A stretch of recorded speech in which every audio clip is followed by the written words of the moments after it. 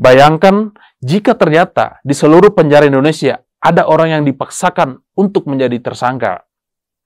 Lalu, mereka harus menjalani hukuman penjara selama bertahun-tahun. Perkara ini terlihat seolah-olah jadi rumit sehingga publik terkesan sepertinya ada yang disembunyikan oleh para oknum-oknum yang sedang bekerja. Teknik interogasi seperti ini biasanya dipakai untuk penjahat perang, sengaja disiksa hingga rasa sakit yang paling membunuh, sehingga keluarlah pengakuan-pengakuan yang diharapkan oleh para algojonya.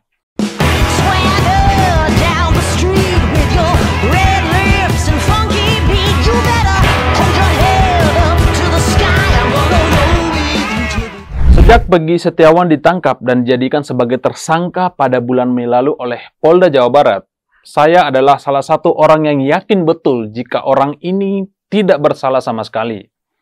Bahkan saya membuat banyak tulisan dan video khusus untuk membela Peggy Setiawan. Banyak alasan sederhana yang bahkan anak SD pun paham jika Peggy Setiawan yang ditangkap oleh Polda Jabar adalah korban kambing hitam atas ketidakbecusan oknum polisi menangani perkara yang sesederhana ini. Perkara ini terlihat seolah-olah jadi rumit sehingga publik terkesan sepertinya ada yang disembunyikan oleh para oknum-oknum yang sedang bekerja. Bayangkan bagaimana bisa barang-barang bukti seperti ijazah, KTP, akte lahir hingga foto kondangan dijadikan sebagai barang bukti pembunuhan. Logika dari mana seorang pembunuh memakai kertas untuk menghilangkan nyawa seseorang? Hal yang paling saya sayangkan adalah bagaimana teknik interogasi para oknum yang ternyata masih menggunakan teknik jadul di era nenek moyang kita, di mana seorang Peggy Setiawan ternyata sampai dipukuli hingga terluka di bagian mata bagian kanan, dibentak dengan kasar, hingga wajahnya ditutupi pakai plastik sampai kesulitan untuk bernafas.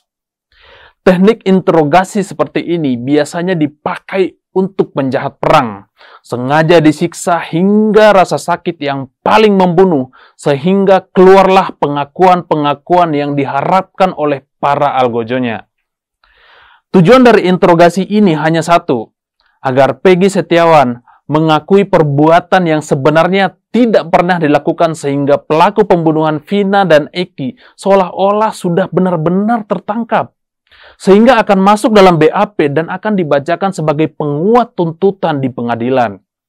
Atensi publik diharapkan akan berkurang dan Polda Jabar terlihat seolah-olah profesional menangani perkara yang sudah 8 tahun berlalu ini.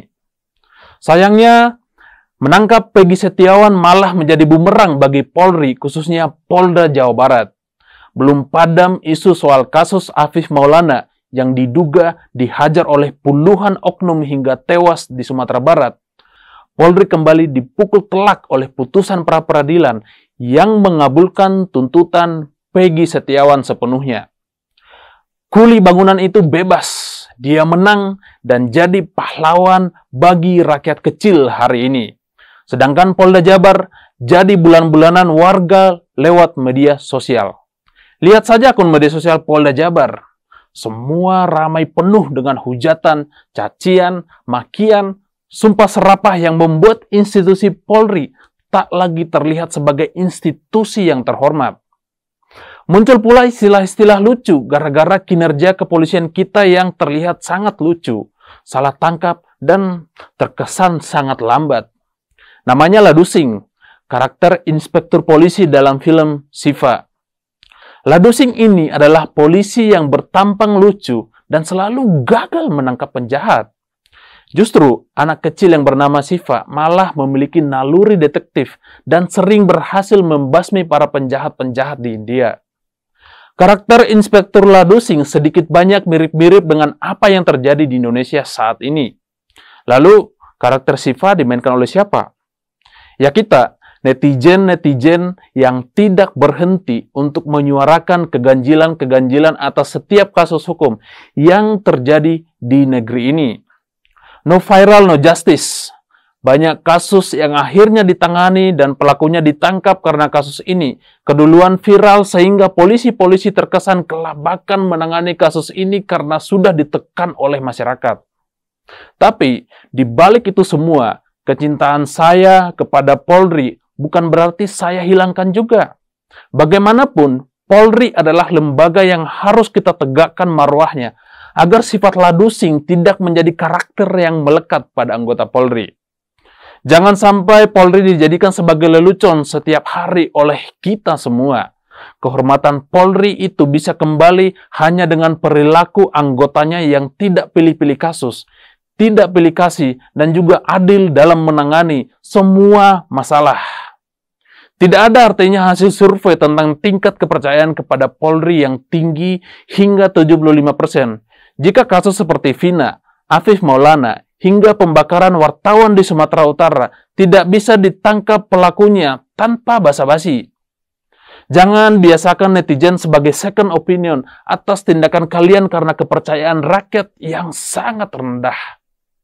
Saya kira momen pembunuhan Brigadir J adalah tonggak yang sangat bersejarah bagi Polri untuk melakukan reformasi besar-besaran di tubuh Polri. Nyatanya, ini hanya gali lubang, tutup lubang untuk masalah-masalah berikutnya. Penanganan kasus sesederhana pembunuhan Vina bahkan sampai membuat Kuli Bangunan menjadi idola baru saat ini. Padahal, ada juga ayah korban yang kebetulan seorang aparat Polri.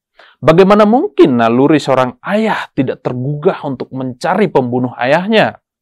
Ini jelas sebuah kejanggalan besar yang harusnya bisa jadi petunjuk besar bagi Polda Jawa Barat.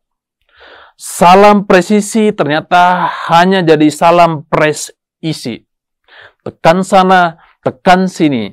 Tangkap sana, tangkap sini. Jadikan orang lain sebagai kambing hitam agar terlihat gercep dan proporsional. Nyatanya salah tangkap dan harus menanggung malu pula. Saya malah khawatir, jangan-jangan di seluruh penjara Indonesia ada tahanan dan terpidana yang nasibnya sama seperti Peggy Setiawan. Bayangkan jika ternyata di seluruh penjara Indonesia ada orang yang dipaksakan untuk menjadi tersangka. Lalu, mereka harus menjalani hukuman penjara selama bertahun-tahun. Saya yakin kasus Peggy ini sangat banyak, apalagi orang-orang kecil dan miskin yang tak memiliki apa-apa, banyak yang menjadi tersangka untuk banyak kasus. Kebetulan saja intensitas publik sedang tinggi-tingginya soal kasus Vina. Andai kasus Vina ini sepi dari pemberitaan, maka Peggy Setiawan berpotensi menjalani penjara seumur hidupnya. Semoga orang-orang yang dipaksa menjadi tersangka atau ditumbalkan mampu menemukan jalan keluar serta ada keajaiban. Pak Listio Sigit, jadi kapan mau bersih-bersih Polri? Jangan sampai Anda juga disebut sebagai ladusing. Saya John Sitorus, Insight.